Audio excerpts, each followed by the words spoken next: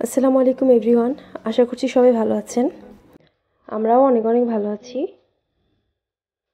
তো আজকে আমি আপনাদের সাথে একটি গুড নিউজ শেয়ার করব।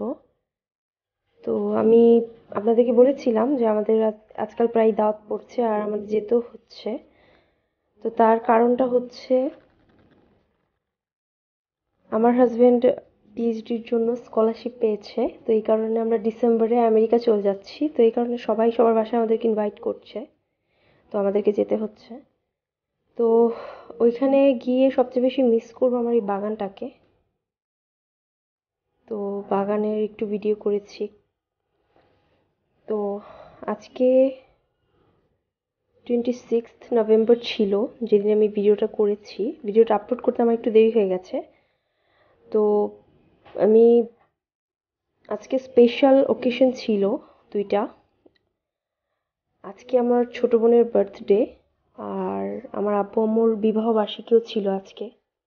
তো আমার ছোট বোন আর আম্মুর আসার কথা ছিল বাসায়, এজন্য আমি নুডলস রান্না করেছিলাম, কাস্টার্ড বানিয়েছিলাম। আম্মুর খুব কাস্টার্ড পছন্দ, আমার ছোট বোনের নুডলস খুব পছন্দ। কিন্তু আমার আম্মু আসেনি, তো এই জন্য আমার একটু খারাপ লেগেছে, কারণ আম্মুকে দেখতে পারলে ভালো লাগতো। যদিও আমার শ্বশুরবাড়ি থেকে বাপের বাড়ির ডিস্টেন্স খুবই কম, তারপর আমার বাপের বাড়িতে খুব একটা যাওয়া হয় না। তো সকালে উঠেই আমার প্রথম কাজ, প্রতিদিন আমি বারান্দায় যাই, আমার গাছগুলোকে একটু যত্ন নিই, পানি দিই। তো আমেরিকা যাওয়ার পর আমি আমার গাছগুলোকে, আমার বাগানটাকে সবচেয়ে বেশি মিস করব। আর সবাইকে তো অবশ্যই মিস করব।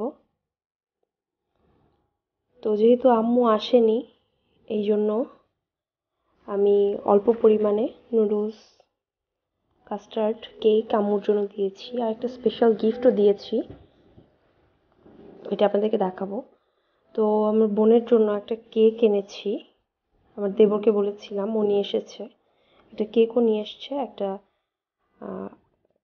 কি বলে লাইটনিং ক্যান্ডেলও নিয়ে এসছে।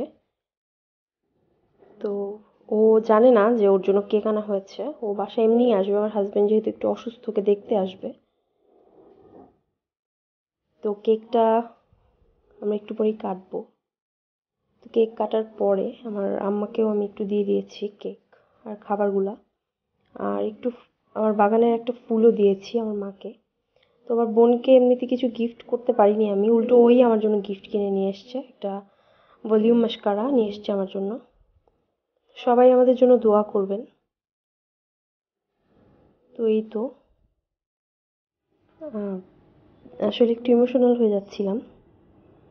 তো আজকে এখানেই শেষ করছি। আল্লাহ হাফেজ।